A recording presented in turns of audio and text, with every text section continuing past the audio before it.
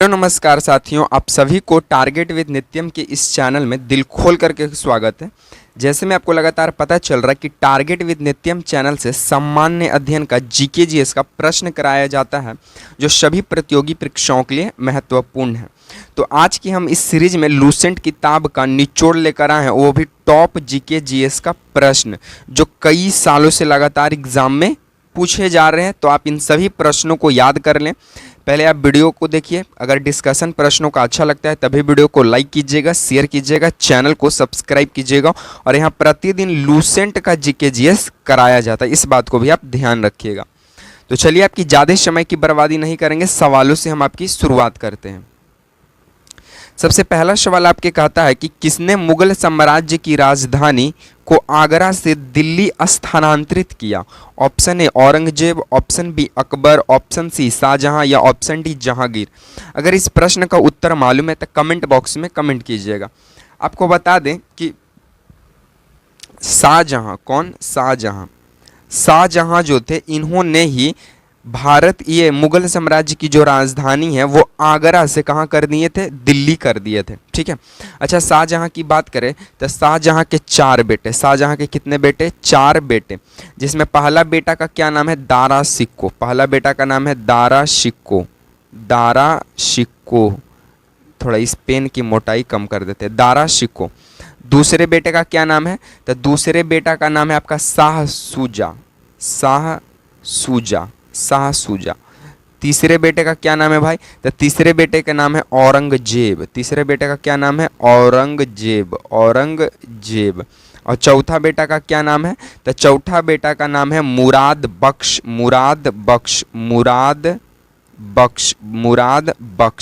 तो ये 4 बेटे हुए शाहजहां के, दारा शिकोह, शाह शुजा, औरंगजेब, मुराद बख्श। ठीक है, चलिए। अच्छा, शाहजहां की बेटी भी थी। शाहजहां के 4 बेटी थी। एक का नाम था जहान आरा, गौहन आरा, रोशन आरा। ठीक है, मतलब 3 बेटी थी, सॉरी 3 बेटी थी। एक का नाम था गोहन आरा, रोशन आरा और जहान आरा। शाहजहां की 3 बेटी भी थी, इस बात को भी आप याद रखिएगा।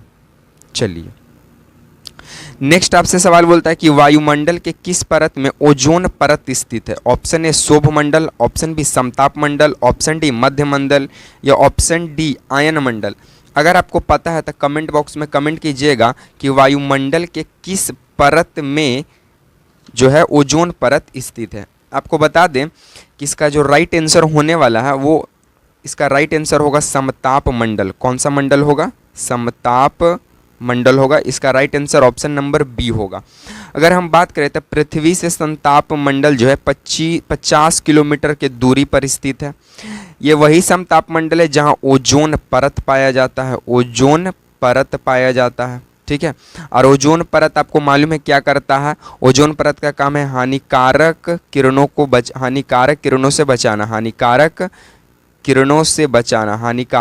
से बचाना। ओजोन परत संरक्षण दिवस कब मनाते हैं? तब प्रत्येक वर्ष 16 सितंबर को ओजोन परत संरक्षण दिवस मनाते हैं। अच्छा, ये जो शोभ मंडल है, शोभ मंडल पृथ्वी से मात्र 18 किलोमीटर की दूरी पर स्थित है और इसी में बारिश होता है, इसी में बादल बनता है और इसी में एरोप्लेन वगैरह उड़ता है। ठीक है, मौसम से संबंधित घटनाएं शोभ मंडल में। मध्य मंडल की बात करें तो इसमें उल्का पिंड जलकर राख होता है। ये 80 किलोमीटर दूर है हमारी पृथ्वी से। आयन मंडल की बात करें तो आयन मंडल जो है ये 4थे नंबर की होती है और इसमें रेडियो सिग्नल सैटेलाइट ऑपरेट किए जाते हैं, रेडियो सिग्नल के लिए जिम्मेवार है। और आयन मंडल जो ये 640 किलोमीटर के दूरी पर स्थित है पृथ्वी से। चलिए, नेक्स्ट बोलता है कि वन्यजीव के अध्ययन को क्या कहते हैं, बताइए। Option A viticulture, option C silviculture, option ये सी हॉर्टिकल्चर या ऑप्शन डी बर्मी कल्चर। अगर इस प्रश्न का उत्तर अगर आपको पता है तो कमेंट बॉक्स में कमेंट कीजिएगा। बाकी अगर हम बता दें इसका राइट आंसर जो होगा, वन्यजीव का अध्ययन जो है सिल्वीकल्चर में करते हैं। किस में करते हैं? सिल्वीकल्चर में करते हैं। इसका right answer option number B होगा। बाकी विटिकल्चर की बात करें तो इसमें अंगूर का अध्ययन किया जाता है, अंगूर का अध्ययन विटिकल्चर में। हॉर्टिकल्चर की बात करें तो हॉर्टिकल्चर में आपका बागवानी का अध्ययन किया जाता है, बागवानी का अध्ययन। बर्मी कल्चर की बात करें तो बर्मी कल्चर में क्या होता है? तो वर्मी कल्चर में होता है आपका केचुआ का अध्ययन, केचुआ का अध्ययन। चलिए आप बताइएगा ये माइकोलॉजी किसका अध्ययन है? माइकोलॉजी। तो माइकोलॉजी में हम लोग शैवाल का अध्ययन करते हैं, एल्गी का अध्ययन करते हैं माइकोलॉजी में। सॉरी, माइकोलॉजी नहीं, फाइकोलॉजी होगा, ठीक है, क्योंकि माइकोलॉजी में हम लोग किसका अध्ययन करते हैं? कवक का, ठीक है, यहाँ फाइको होगा, फ कर लीजिएगा, फाइकोलॉजी। और माइकोलॉजी में हम लोग किसका अध्ययन करते हैं? तब माइकोलॉजी में हम लोग जो है वो कवक का अध्ययन करते हैं, ठीक है। माइकोलॉजी में किसका अध्ययन करते हैं?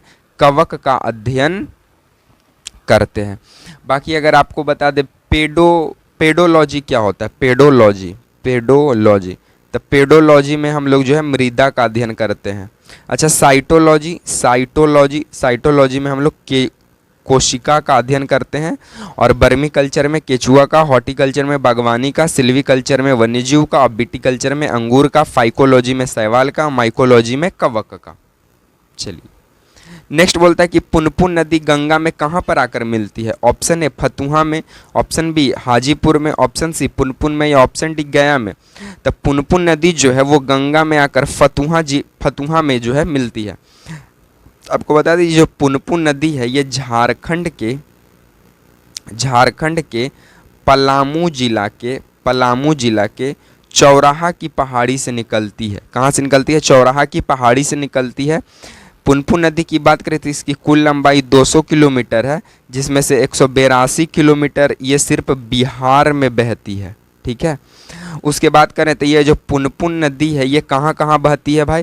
तो पुनपुन नदी जो है ये पिंडदान के लिए ऐसे प्रसिद्ध मानी जाती है, और पुनपुन नदी को आदि गंगा भी कहते हैं, आदि गंगा के भी नाम से जानते हैं।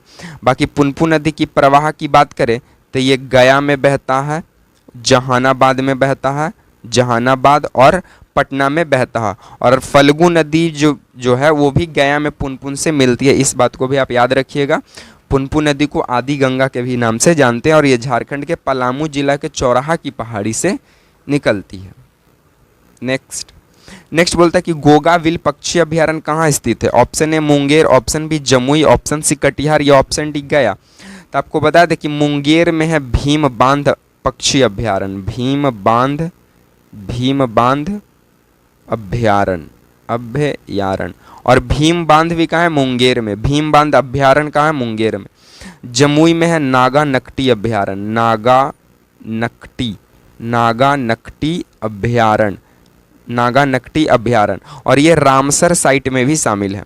कटिहार जो होगा इसका राइट आंसर होगा, कटिहार जिला में है गोगाविल पक्षी अभ्यारण्य। गया में है गौतम बुद्ध अभ्यारण्य, ठीक है। अच्छा आप बताइएगा एक और, अररिया में कौन सा है? अररिया जिला में कौन सा हमारा जो है एक पक्षी अभ्यारण्य है? इसका आंसर जो है आप लोग कमेंट बॉक्स में दीजिएगा। बाकी साथियों आज को हम सीरीज को यहीं पे समाप्त करेंगे। बाकी वीडियो आपको कैसा लगा कमेंट में ज़रूर बताइएगा। वीडियो पसंद आया तो वीडियो को लाइक कर दीजिए, वीडियो को शेयर कर दीजिए, चैनल को सब्सक्राइब कर दीजिए। इसी तरह के सीरीज के साथ आपसे मिलेंगे नेक्स्ट वीडियो में। तब तक के लिए आप तमाम साथियों को जय हिंद, वंदे मातरम।